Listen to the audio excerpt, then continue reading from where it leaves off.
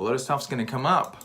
And so it should. One of the Vatican's most senior officials has been found guilty of child sex abuse in Australia. This is a major story that has been kept under wraps for some time, but we can now report it. Cardinal George Pell was the third most important person in the Roman Catholic Church at the Vatican and was very close to the Pope himself. His conviction brings the global sexual abuse scandal to the very heart of the Vatican.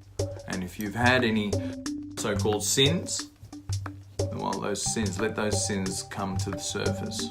Michael told me that I had to lie. And that's what I did. I lied. Ask some more questions. Don't just assume that just because you heard it on the radio, just because it was told to you in the parables at Sunday school, just because the guy was on TV a lot and wiggled his ass and sang some sexy tunes, that guy is someone worth trusting in. It ain't gonna work. That's not what it's about, and we can see right through that now.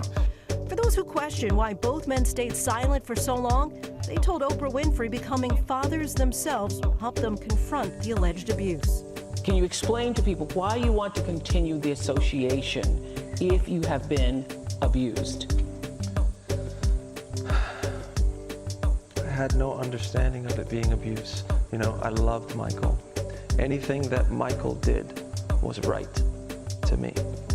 And this is the whole thing about Saturn-Pluto, yeah, the Saturn-Pluto conjunction, because this is really an extreme, very pressing force, which I identify this combination of planets with alchemy, really. You know, it's squeezing something hard enough until all the crap comes out of it, or focusing long enough on something that's been put under an enormous amount of heat and pressure for the impurities to rise, and then just skimming them off the top.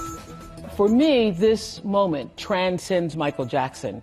It is much bigger than any one person. It's like a scourge on humanity. What happens is all these times that we've been deceived or taken for a ride and lost and hoaxed, coming up to the surface to be judged, and judged not once but for all. Yeah. So it's a pretty critical time. Personally,